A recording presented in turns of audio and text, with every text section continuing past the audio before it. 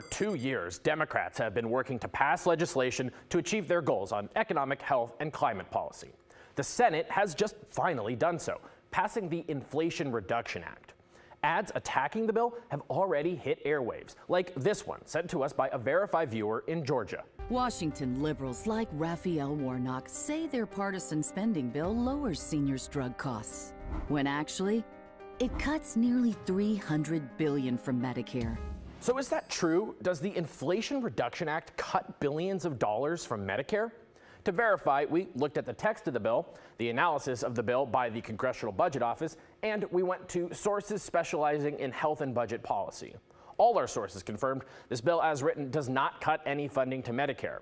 What it aims to do is actually save Medicare money by reducing how much it pays out to drug companies.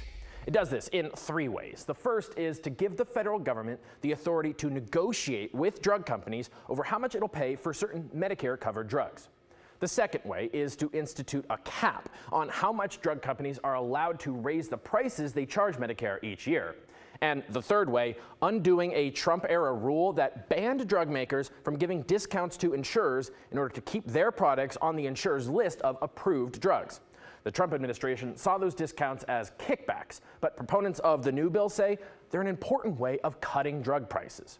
According to the Congressional Budget Office, all that adds up to nearly $300 billion in savings for Medicare over the next 9 years. But it's cost savings, not budget cuts. In fact, the text of the Senate bill includes billions in new spending for Medicare. AARP calls the claims the legislation would cut Medicare a lie, saying, quote, "This bill saves Medicare nearly $300 billion by lowering the price of drugs." Only drug companies would say that saving people money is a bad thing. The nonpartisan Committee for a Responsible Federal Budget made similar statements, calling the advertisements misleading attacks. All that means we can verify, no, the Inflation Reduction Act does not cut billions of dollars from Medicare. With your Verify, I'm Casey Decker.